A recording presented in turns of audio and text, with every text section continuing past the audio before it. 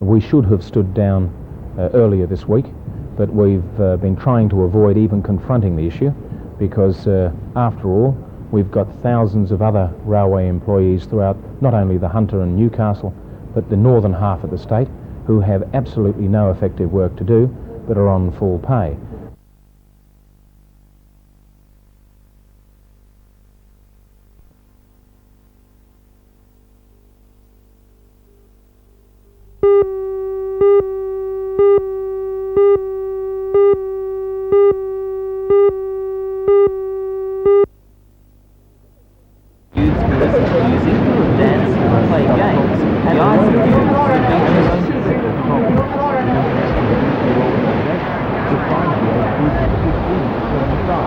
And activities will revolve around the three themes of peace, participation and development.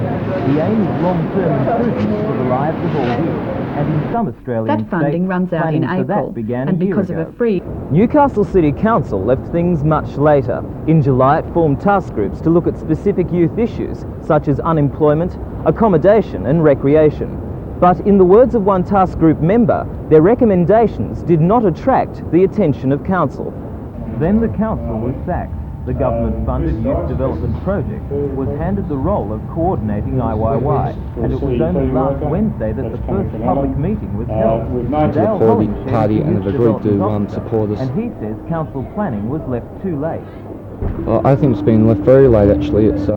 Yes, I do think it's been left a bit late. At the same time, I don't think we can be negative and say, it's too late, let's not worry about it. I think we've got to take a positive attitude and look to 1985 and do what we can at the time we have available. Scott Pilgrim was the only person at the meeting under 18 years of age, even though one of the aims of IYY is to give youth decision-making power. Yeah, there needs to be a greater say by the young people and greater involvement of the young people, especially seeing, I think, the key theme, or one of the three themes, is participation.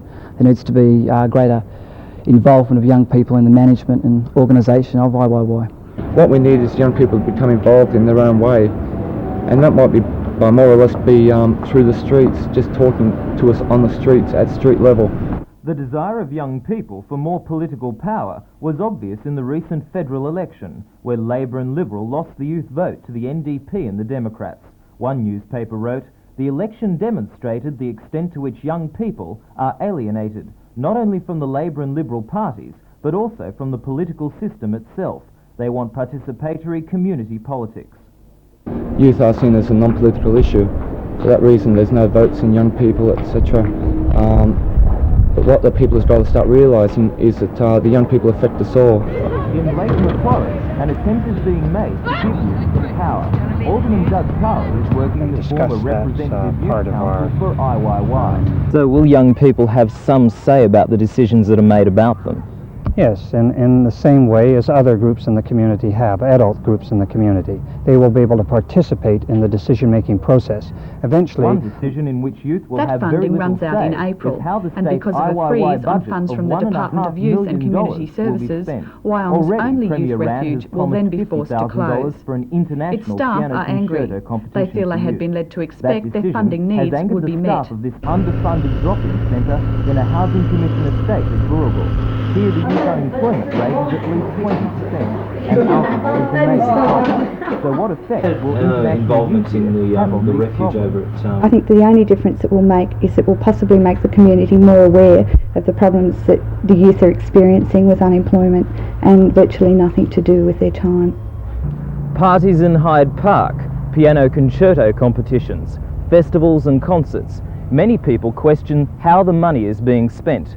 They question whether 1985 will see any improvement in the record levels of youth unemployment, drug abuse and crime. And most of all, they ask the question, will young people be given a say in their own futures?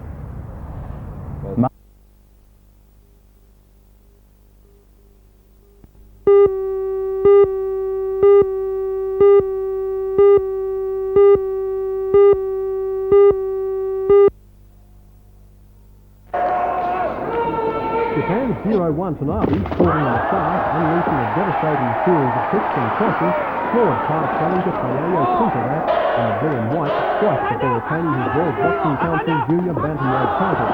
Watanabe, a former karate expert, never let up on the pressure, catching his taller opponent with sharp jabs and vicious uppercuts. Payayo's reach advantage showed up best in the third round, but Watanabe caught the tie in the fifth round with a crisp right to the jaw, stumbling the challenger to the canvas for the mandatory 8 count. In the 11th of the scheduled 12 rounds, the champion in his first WBC title defence found the range with a right knock combination to floor the brave tie for the second time.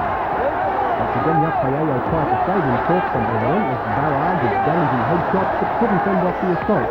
American referee Joe Torres stepped in to stop the bout, saving Payayo from further punishment.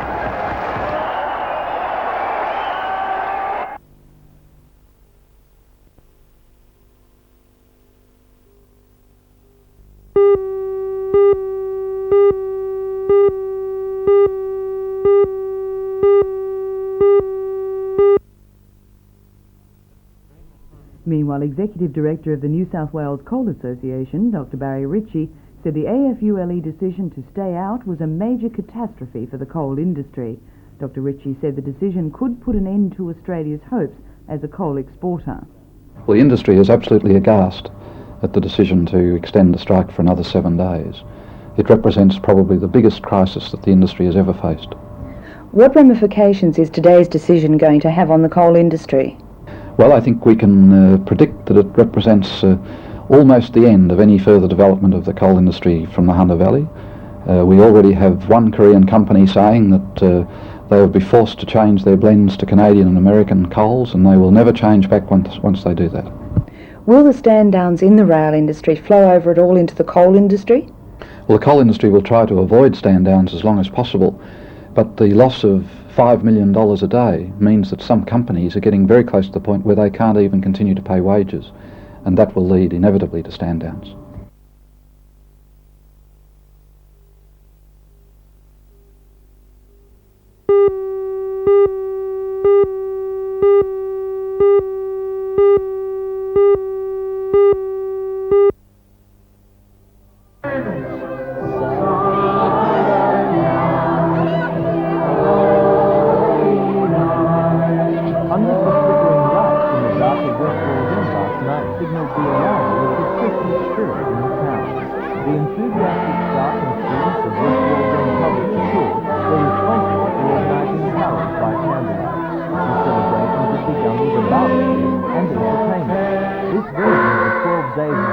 By the second grade had a distinctly Aussie flavour.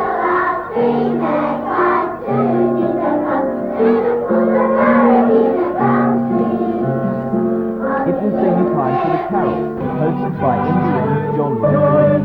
The scene was marked by the strong community spirit which the town is well known. The intention of the night was to bring out that community spirit, and it seems it sure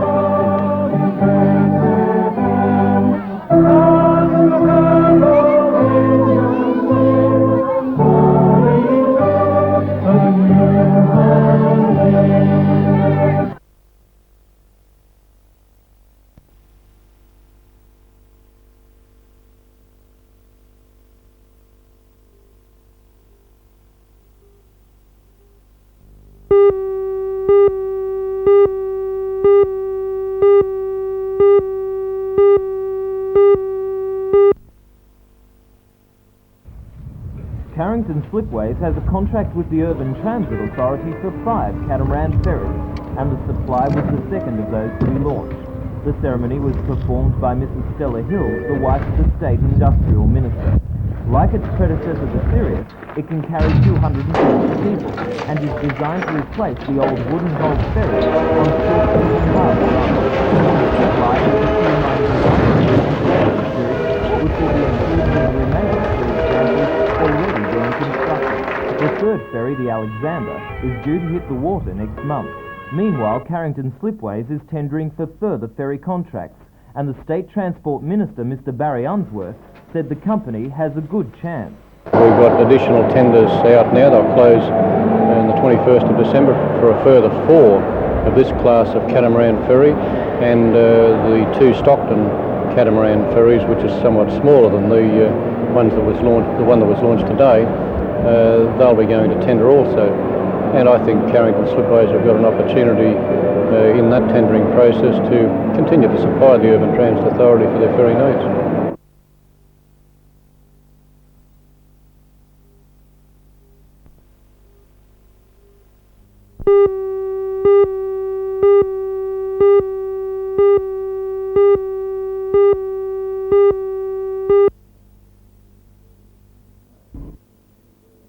Most of these things are going to be very informal activities, very short duration, a couple of hours at the most, although I think one of them... Described by conservationists as a moderate means of preserving the area's unspoilt beauty, discredited by many users of the park as a document bent on destroying its economic and recreational activities.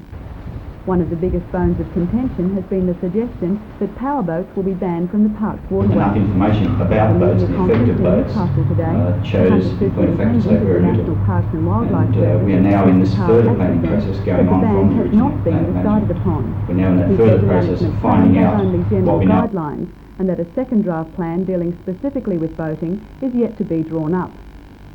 What the first plan of management does propose, however, is a number of objectives. To favour non-motorised rather than motorised boating, to provide public ferry transport as an alternative, and to encourage the establishment of a non-motorised boat hire fleet. This plan of management doesn't ban powerboats in the park, but is it the National Park's intention to introduce such a ban? That's totally wrong. We simply don't have that authority. First of all, there has to be another planning process gone through. I mean, whatever happens to boating, whatever plans we have for boating has to go through the whole system again. That is, there's got to be a draft plan of management for boating that has to go out on public display. The public have their opportunity to talk about it and to have an input into it, and it goes through the system. But the service simply doesn't have the authority to ban powerboating. That is only rests with the Maritime Services Board. But you are concerned about the effect of powerboats in the park? At the moment, I'd say that there are some aspects of powerboat use in the park which we are definitely concerned about. There's no two ways about that. Mr Atchison said the public would be consulted before any changes to the present arrangements for boating take place. However, one strategy outlined in the management plan is more binding. It concerns the fishing huts scattered throughout the park. National Parks and Wildlife say those on Broughton Island will have to go. Those at Tamboy are considered to have historic value, and licences will be issued to legalise them. Licences for 3 years will also be offered to owners of huts at Yagan, but the Broughton Island huts, which are considered to have no historic or architectural value, will remain only until an emergency shelter is built and its use monitored. The reason that they should go is that they are private occupation of public land. You and I own that land, but in fact only half a dozen people have got the ability to use it. Now, therefore they should go. The service recognises that there is a survival problem on the island. Also recognise that a fair part of that problem is caused by the presence of the huts, I might point out. But the idea is that there will be somewhere there on the island, the hut will be built and in operation for 12 months before the other huts are pulled down. There's one permanent resident on Broughton Island known as Old Harry. What's going to happen to him? Well, I'm afraid in our opinion Harry shouldn't be there. It might sound a bit hard, but if you can imagine the situation where the huts are gone, there's simply going to be no possibility of Harry staying there. For 65-year-old Harry Larkham, the news isn't welcome. He's been on the island for 18 years, before the area was declared a national park, and together with Napoleon, the sulphur-crested cockatoo, who has made the island his home. Why did you first come here? Well, I lost my job on the route town, and I've been here, well, I was here in 39. And I said, well, this is the spot for me. So I come back here and I've been here ever since. What do you think of the proposed management plan for Mile Lakes? Well, I don't know about that. I think they're all wrong myself. See, they've been going up there for years, even before the wildlife ever took it over. It's not frightening the birds at all and doing nothing about it. Well, if they do it, these people down the Nelson's Bay is going to lose a lot of trade. What will it mean to you if you have to leave? Well, it will break my heart, I know that.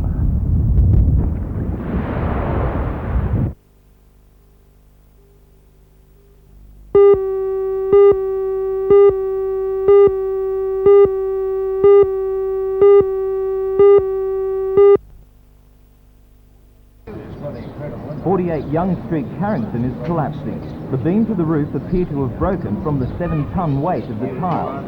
The pressure is pushing out the side and front walls of the house, and there are fears that at any moment the building will explode from the stress. The police rescue squad was called to the scene an hour ago, and State Emergency Service crews will tonight try to shore up the walls and remove the roof tile. It's threatening to rain, and the emergency crews say that if it does, the extra weight of water will cause a total collapse. 2 pensioners live in the house, 76-year-old Ray Odley and the owner, 69-year-old Greg Smith. Mr. Smith first heard the crack of the roof supports at 3 p.m. yesterday. They continued about midnight last night. Another one went crash again. And a bit of timber fell down from the moulding onto the floor. You couldn't have slept very well last night knowing all that? No, I didn't. Did not. What are you going to do now? It seems like your house might be wrecked. Where are you going to live? I don't know where I'll live.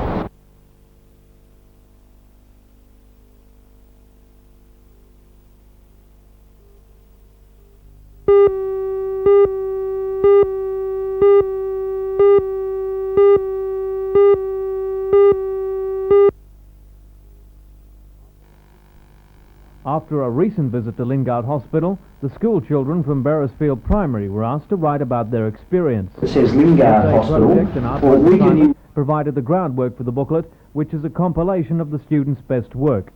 The booklet is designed to inform young people about hospitals and what they can expect if they're admitted. The easy-to-read booklet is sprinkled with attractive pictures which add to the publication's appeal. The group visited the hospital again today and presented Chief Executive Stan Bartlett with the finished product. Immediately, it was put to the test with a full bedside explanation given to young Matthew, and by all reports, it got full approval.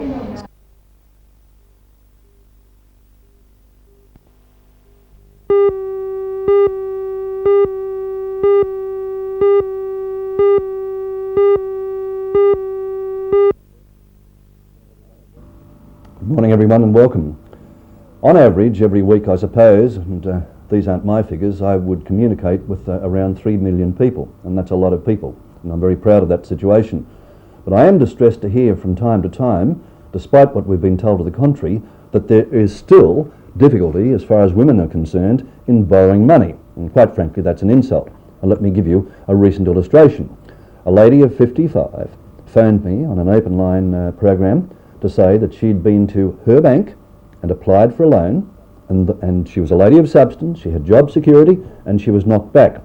What were my reactions to that? Well, my reactions were more than vehement. And I said, well, do you go back to the bank and complain in no uncertain terms, and unless you receive satisfaction, well then you will transfer your account elsewhere. I'm pleased to say that through indirect pressure, or direct pressure, she was eventually granted the loan. But why did she have to struggle and go through so many hassles? I mean, the lady wasn't 95, we're talking about a 55-year-old lady, and I'm not suggesting for one moment that she should be given a 20 or a 25-year mortgage. What's wrong with giving her a 10-year mortgage or a 15-year mortgage or offering her a 5-year mortgage? But she still had these frustrations and problems. So if you're a woman and you meet the same situation, you complain in writing in no uncertain terms to the general manager of the bank or the building society or the credit union. Let's hope it's not happening in these areas as well. And if you don't receive satisfaction, then you complain formally to the Anti-Discrimination Board. I'll leave those thoughts with you, and I'll see you next Monday.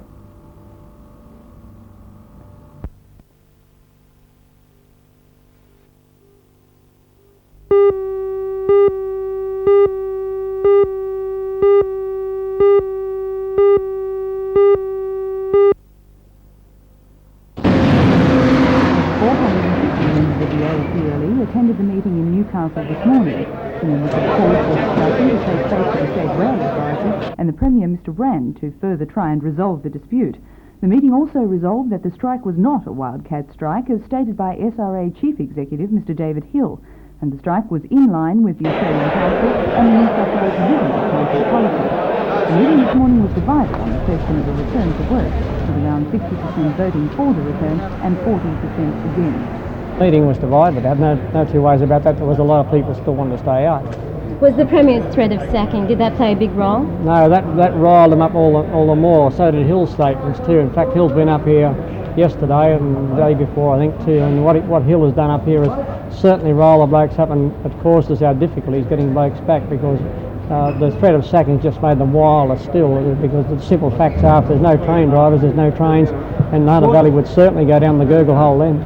The AFULA members expressed concern at the Premier's statement that they return to work, otherwise evenly would be sacked.